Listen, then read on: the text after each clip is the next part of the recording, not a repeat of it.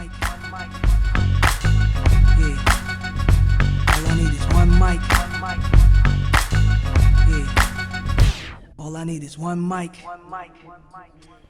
Hey everybody, welcome back to One Mic, where I watch shit so you don't have to. And today I'm here to talk about Season 2, Episode 5 of HBO Max's Raised by Wolves, entitled King. Before I get started, I just want to give you guys a heads up.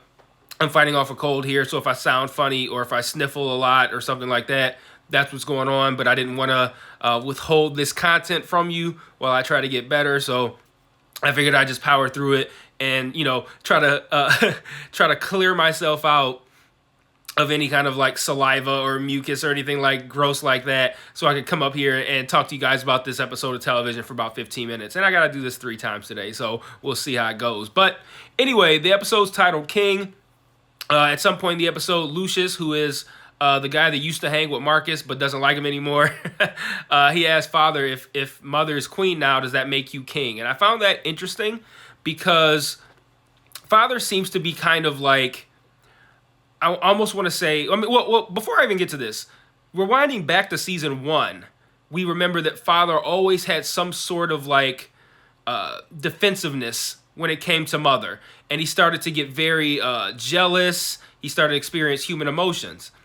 I'm wondering now if, especially having King put in his mind now, and the idea that he's just essentially brought an android back to life, or I'm calling it an android, but we don't know what it is. It makes me wonder if Father is going to allow some of these things to go to his head and now start to actually think that he's a king, especially if take into account, I'm really clinging onto this desperately. If you've watched the videos I've done for the other episodes, I'm clinging on to this hope that Hunter wasn't lying when he said that Father could transfer his consciousness. Because now that we've seen Father's android in its full form, and now we have this idea of him being a king, and then we also have a scene in the episode where him and Mother butt heads a little bit. It would be interesting if, Mother, who is like a necromancer, so she has this extra ability on top of her caretaking duties, while Father's just a service droid, if he might become jealous, or he might feel, I don't want to say worthless, but less worthy, and decide that, I'm going to put my consciousness in this badass android and see what happens. So I'm wondering if that's the direction they'll go. I'm hoping that's the direction they'll go, but we'll see, I guess. But speaking of Father's android, it comes to life. He's sleeping, and he wakes up, and there's like this thick-ass android standing there with like this veil over its face.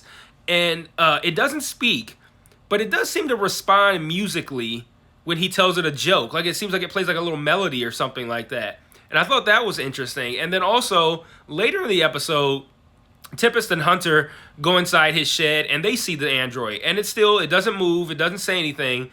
But Tempest walks up to it, and it's got like an LED, its veil is like an LED screen that shows her ultrasound.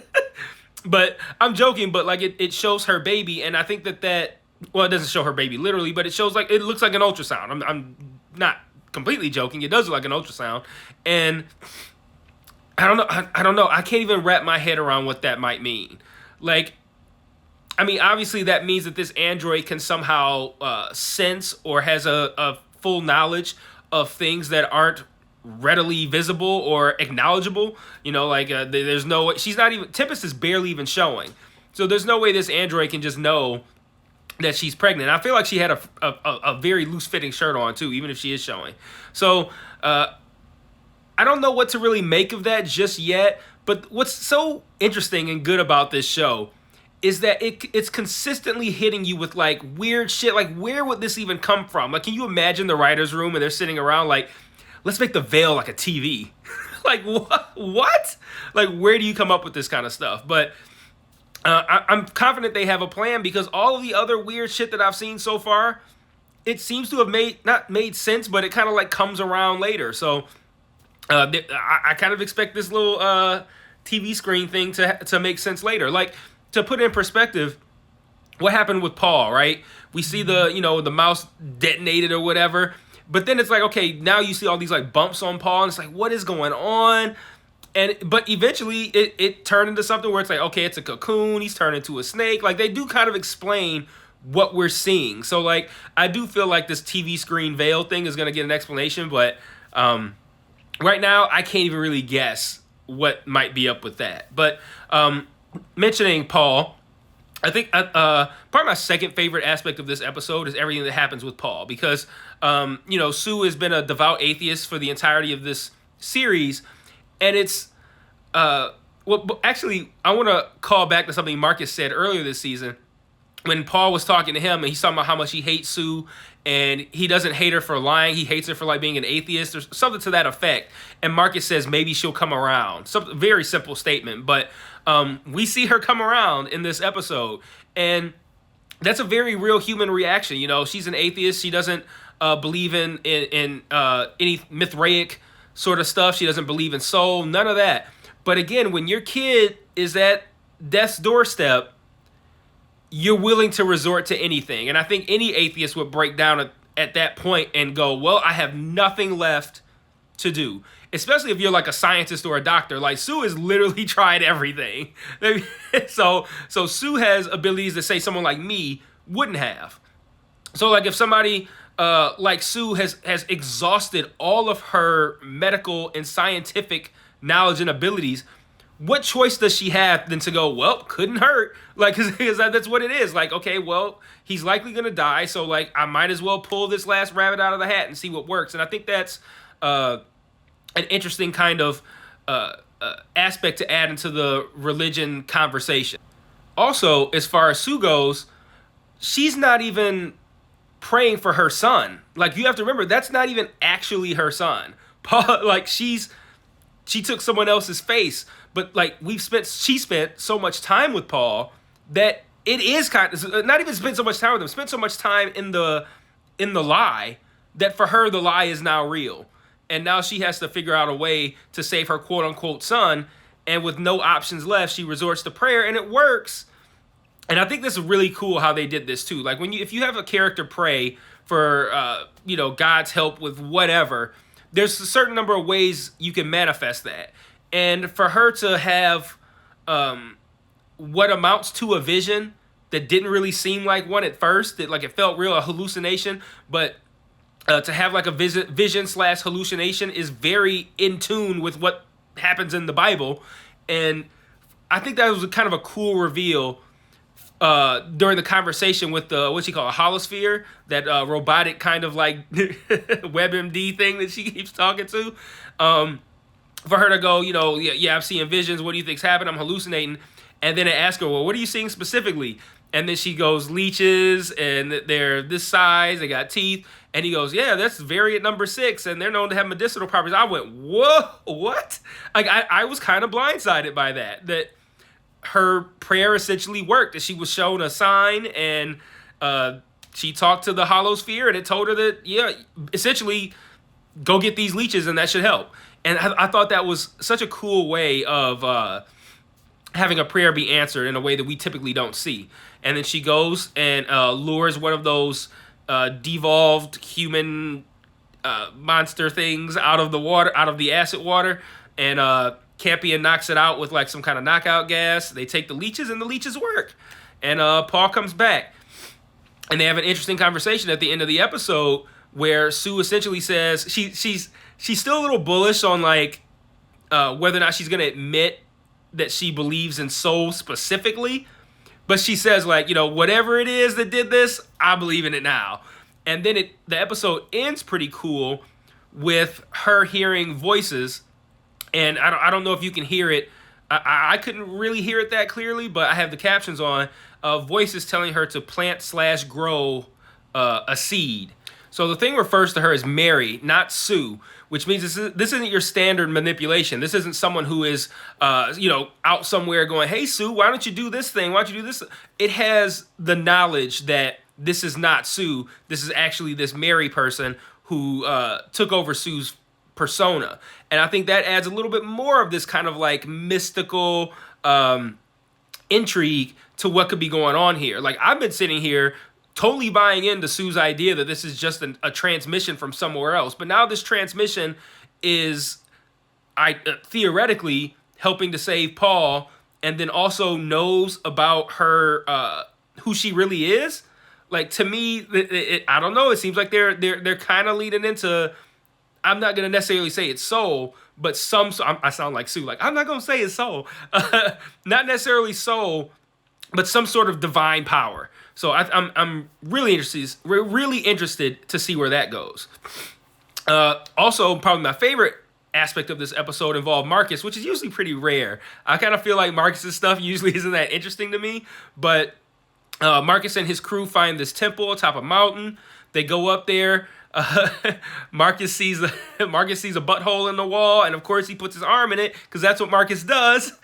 And this circular cage descends, and Decima has a good moment where she's kind of like someone reads like markings in it and says it's something about a test or a trial, and it mentions something about that tree that they've been looking for. And Decima's like, well, what you waiting for, Prophet? Go ahead and hop in there and see what happens. And Marcus hops in, and it descends down, and he goes into this cave. He hops kind of into I'd say it's more of a tunnel actually that leads into a cave, and he finds what appears to be a body that's like not quite devolved, like it still looks mostly human. And he takes a card off of it. He takes off, it moves, and he takes that Romulus tooth that he took from, I think it was Holly, and throws it, and it kind of dissolves in the same way that the mouse did, and it awakens this being, but the being then immediately devolves. It was almost like it got frozen in time somehow, and Marcus waking it up somehow made it catch up to where it should be, and it completely devolves into one of those monsters, and he kills it. Meanwhile, while he's down there in the fucking coldest scene of the season so far, fucking android Vril comes back, which I thought this was interesting. They showed in the previously on, they showed Vril dying, and I'm thinking like, why would you show that in the previously on? Because we done with that character. She dead because we seen her jump off the thing. But I should have known, because that's always what they do. They only show you scenes that are relevant to what you're gonna see in that episode. So I knew right then that Vril is relevant to the episode, but I'm thinking like, how or why? But Vril comes back and wastes everybody, like in spectacular fashion. She kills everybody but Marcus, who was down in that tunnel, and Holly, and then Decima, who she kills later in spectacular fashion, catching her in one of those tanks, and then stabbing her and cutting her face off and hanging her. So like the really cool visuals there. That was a really fun moment. And then Father arrives with Lucius, and they capture both Marcus and Holly. And I think this is kind of interesting because now I feel like all the characters are kind of converging, right? They've been very, very separate so far this season, and there have been way more parties involved. But now the trust is gone. Father says since Mother's coup, a lot of the people have left. Now Marcus, all of his acolytes are dead. It's just Marcus and Holly's kind of one of his acolytes, but not really. And they're bringing him back to the encampment. So it's like, I don't know. I'm curious to, now that they've kind of like brought everything in and brought it together, what they're gonna do for the remaining. I don't know if it's 8 episodes or 10, but however many episodes are left, what are they gonna do now that they've kind of made the story smaller in scope, as opposed to making it much bigger in scope at the start of the season? Like this kind of feels like it's gonna end up feeling like maybe like a 2-part season almost. Like the first half is much more world building and a lot wider, and the second half is a lot more contained. And I feel like that's what we're gonna see, but I'm not quite sure. How would I know? And let's see, what else did I have? I had that. And then, I like when Mother had that orb that had the message from Holly in it, and she plays it for Father. And the message, it's just Holly saying like, I'm with Marcus now.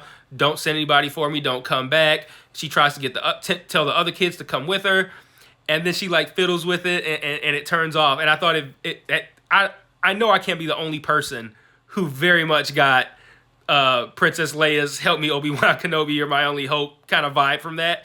So I thought that was kind of fun. Like I felt like that was an intentional kind of nudge to another classic sci-fi property. But she tells Father to go get Holly, and they argue. She insults him. Like I said, is he a what's he call him, a fighter or a tinkerer or whatever? And she says, when you go get Holly, take somebody with you who's not easily distracted. And I thought that was an interesting back and forth because it felt like Father was standing his ground with her. But then next time we see him, he's doing exactly what she told him to do. So there's still that kind of like, I'm going to fight back, but at the end of the day, there's a line I'm not willing to cross. And I'm wondering if at some point, Father's going to be pressed across that line. And especially if he does have the ability to put his consciousness in the body of this other android. So we'll see. But those are all my theories and hypotheses for now. I'm going to wrap this one up, and I'll see you guys next week for episode 6. Peace.